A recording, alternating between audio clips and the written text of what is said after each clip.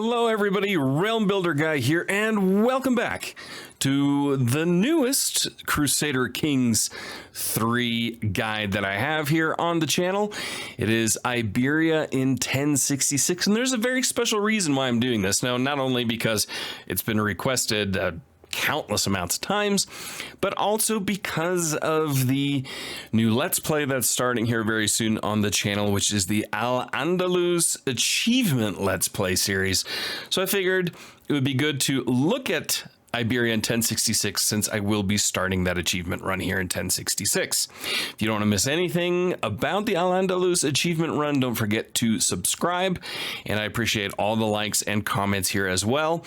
And I will be streaming on Twitch soon. There's a link to the Twitch channel down in the description, along with Discord, Patreon, and Twitter. So all of that out of the way, I want to thank you again for all your likes, comments, and subscriptions. And don't forget, those are appreciated here as well, because it'll help, you know, algorithm stuff, etc., etc. So anyway, with all of that out of the way, let's dive into 1066 in Iberia.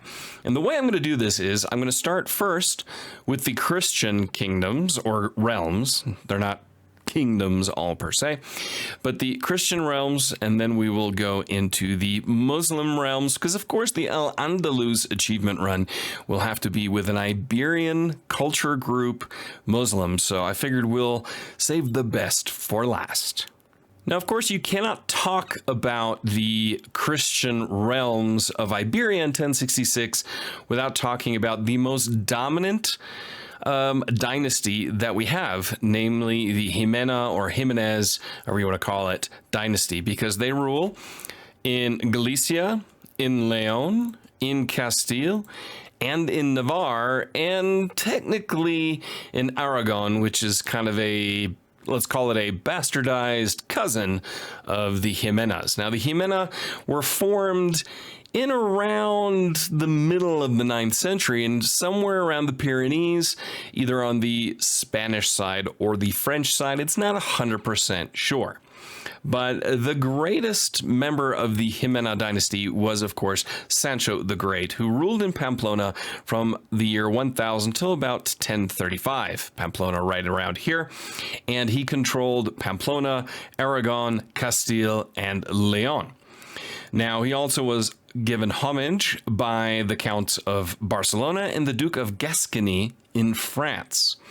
Now, he called himself the Emperor of Spain because he controlled most of Christian Spain. After his death, his kingdom was divided amongst his sons, and that gave us basically the nightmare, but really fun start that you have in 1066 in Spain. The Jimenas themselves actually finally lost power in around 1126 in most of their holdings except Navarre, where they held on until the early part of the 13th century. So now let's take a look at some of these Jimenas, and we're going to start all the way over here in Galicia, or Galicia, with the youngest of the three main brothers here, namely Garcia Fernandez of Galicia, and I am not a native Spanish speaker, as you can probably tell. So he was the youngest of the brothers, as mentioned. He did not only fail, he had a couple of wins. The biggest one is defeating the rebellion of one of his vassals, namely down here, Duke Nuno II Mendes, who I did highlight in a previous 5 Fun Starts video, so I'll try to remember to link that one in the description. So he did defeat him and then kind of dissolved Portugal and became the unquestioned ruler of Galicia. Well, unquestioned from within, but not from without. He was, of course, very quickly attacked by both his brothers, Alfonso and Sancho. Now, after losing some battles, he eventually lost Galicia and Portugal. First, Alfonso attacked in the south, Sancho attacked in the north.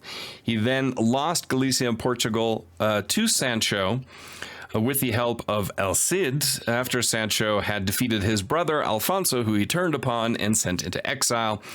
Garcia himself was eventually imprisoned by Alfonso and died in prison. So very, very kind of sad. But he does have a ton of claims, which makes it a very interesting one, including claims on the entire Duchy of Aragon. So, but he's not kind of alone in that. They all have those claims. So be that as it may, very interesting start also because you do have Portugal that you could conquer. Not the easiest one if we look at the three brothers. Now, he has a higher military strength than Sancho, but you could probably argue he's a weaker person than Sancho. But this would, to me, it's the most interesting one just because it's not the usual one. Everyone tends to start as Alfonso in Leon or Sancho in Castille. So starting in Galicia would kind of be an interesting one. So now we will actually move over to Castile, to King Sancho II, the Strong of Castile. Now, he defeated Navarre, his cousins of Navarre and Aragon, in 1068, took over here and expanded the control of Castile.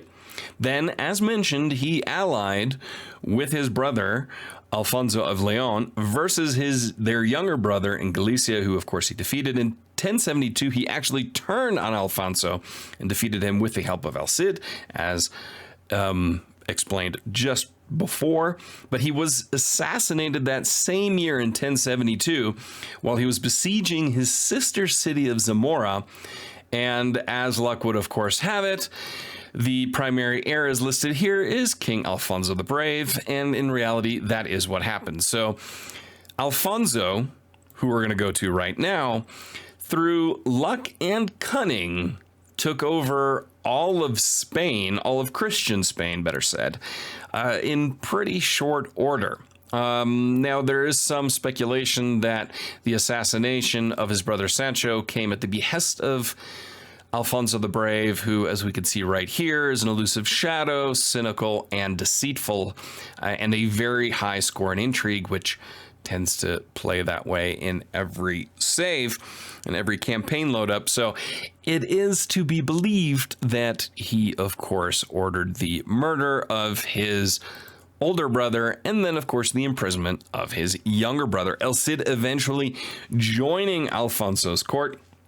When Alfonso united the kingdoms, he called himself emperor, just like Sancho the Great did. Now, the next move for him, of course, for Alfonso, was to move south and attack the Muslim taifas in the south, which this then triggered the Almoravids of North Africa to invade Iberia to maintain Muslim control, at least in the southern part of the Iberian Peninsula. He eventually, Alfonso that is, died in 1109 while battling the Almoravids and trying to take back one of the cities there. So what do you do with these guys up here? Well, like I said, probably for me an interesting one is Garcia, simply because he's the youngest. He's unmarried, he's got no kids, and he tends to be the one that everybody kind of pounds upon. He's also pretty easy to, defeat if you take over as Nuno of Portugal. Of course, Alfonso, I would say, is probably the strongest one if you want to play an intrigue game. Sancho is the strongest one if you want to play a military game, and of course he has the great El Cid. The first places, if you don't want to take each other out, would be, of course, to conquer Navarre and Aragon, where you do have claims. Now, the next and final Christian ruler in Iberia that I want to talk about is Ramon the Old of Barcelona. He's a pretty strong ruler at 43. He's got a ton of kids, so you're pretty settled there, and he has a lot of claims in Castile in particular. Now, he expanded the territory of Barcelona further to the south during his time at the cost of the Muslims who were in that area at the time. He also grew the Barcelona Navy to become a true military and trading force in the Mediterranean. But what made him so significant is not just that he made Barcelona the dominant Catalan force at the time, but he actually was at least somewhat responsible and was part of the process of codifying the Catalan law, which was actually the very first full compilation of feudal law in Western Europe. So very, very, very important person. As you can see here, he's an overseer, open terrain. Some of this may change. I'm not 100% sure, but either way, this would be a very interesting one. Also very strong militarily.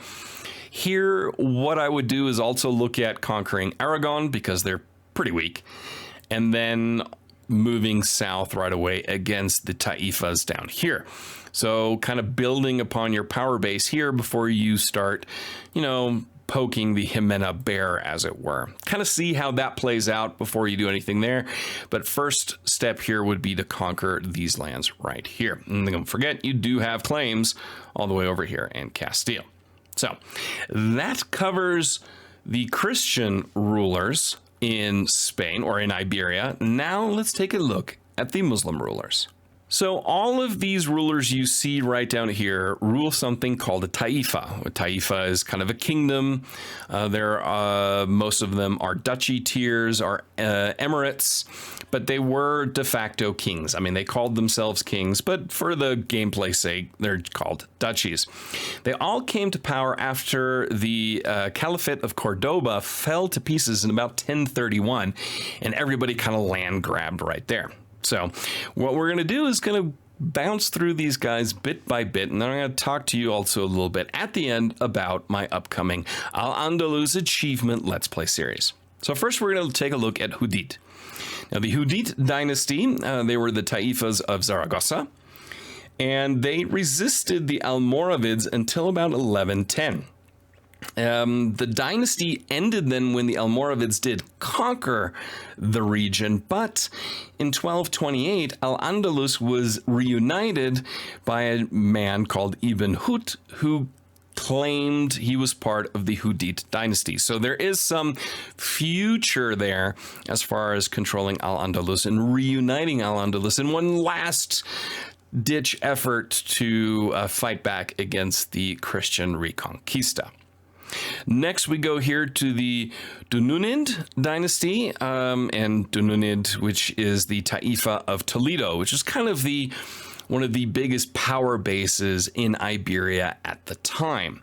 And as you can see, you've got one ally in your country itself. You have the highest military, quite a few claims internally as well, and you do have an heir, which is, of course, very, very important in this game, as you're already 53 years old and you're not married. So keep that in mind. Now, they historically allied with Leon and Castile, but still he supported his son-in-law, who was in Valencia, the Taifa, the king ruler of Valencia. Because of that, when finally Leon and Castile left and they couldn't hold Valencia, this basically became a union of what you kind of see right here, right now, and lasted until 1092. Toledo itself, so the seat of power, we find it right over here, Madrid right next to it, eventually got conquered by the Christian rulers of the north in 1085, but believe it or not, peacefully. They just said, okay, fine. I mean, there's a little bit more to it than that, but it wasn't a long drawn out siege or war. It was a peaceful transition of power in the region, which wasn't very typical of the period in general, but then specifically in Iberia. Next, we're going to go down south here to the Amarids, who also control the islands, which is always really interesting to me if you see something that has islands, because it just adds a little bit of something to it. That's not very typical in CK3. Now, the Amarids are not to be confused with the Amarids who actually ruled the Umayyad Caliphate of Cordoba. They were a branch, the Denia branch, but they were the lesser branch. They were not the Valencian branch of the Amarids who ruled Cordoba.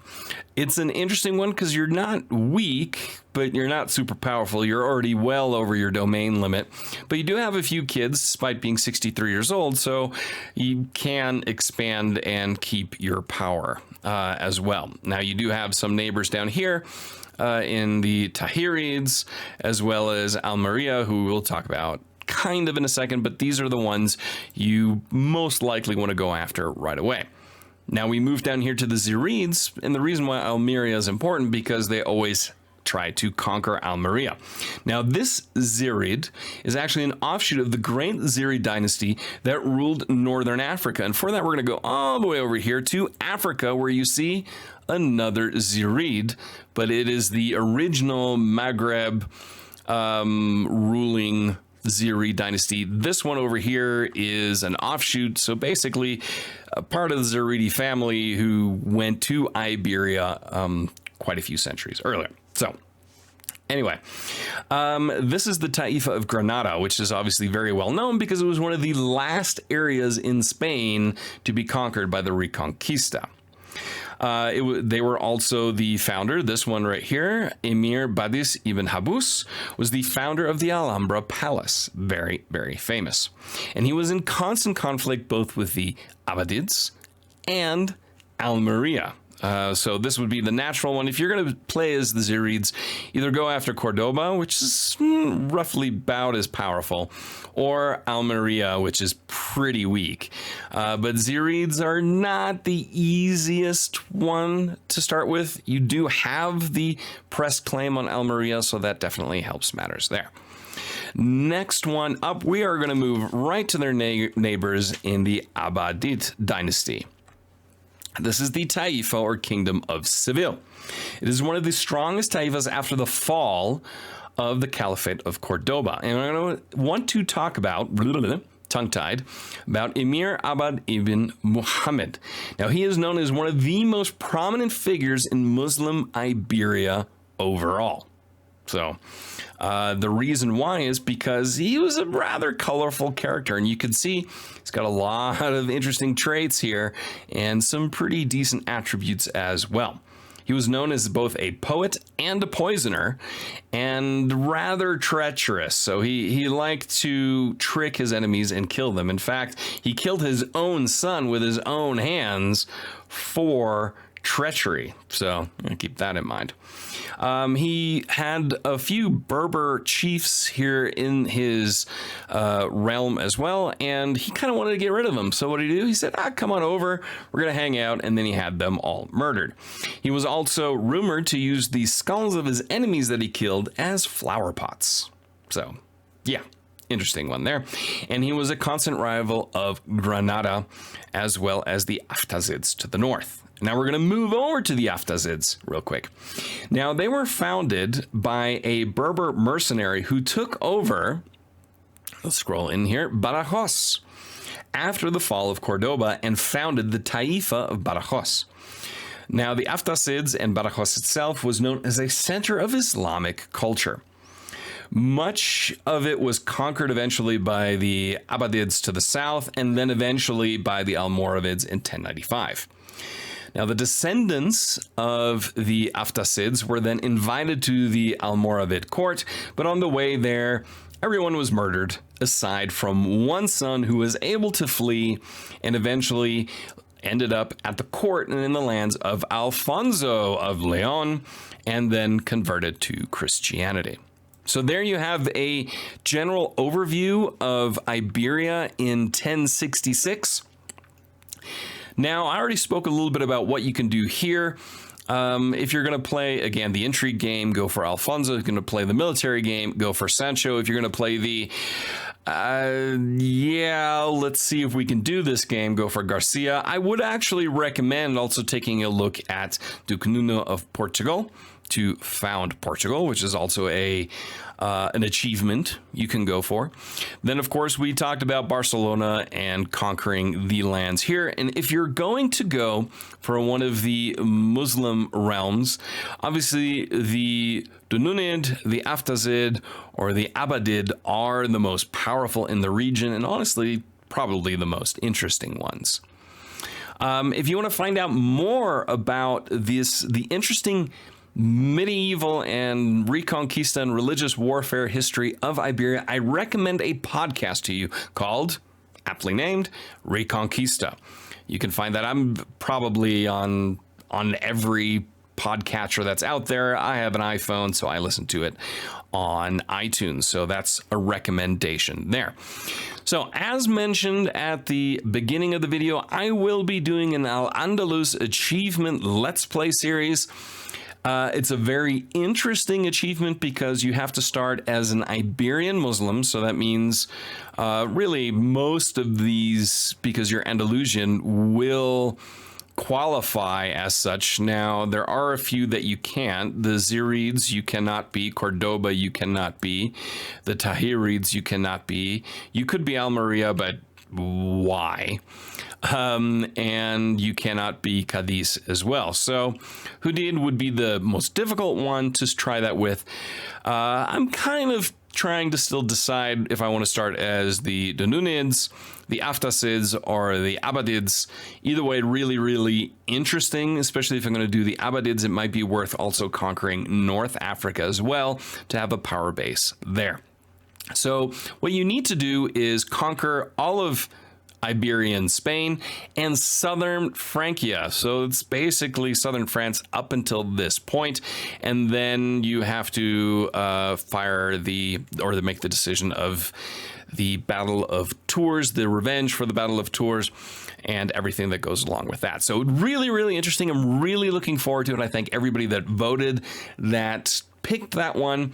The second place winner in that poll for the achievement run was Franco-Croatia by quite a distance second, but quite a distance to everybody in third, fourth, and fifth. So Franco-Croatia will also be an achievement run that I will do eventually. I'm not sure about Al-Andalus, how many episodes going to take. Definitely more than one, because again, you got to conquer, first you got to conquer all of Muslim Spain, then you have to conquer Christian Spain, and then you have to conquer half of France. It's not something you just do overnight. But anyway, I hope you enjoyed this little 1066 Iberia guide. If you did, please hit that like button. Subscribe if you're new to not miss anything on the channel. Until next time, I'm Realm Builder Guy. I will talk to you soon.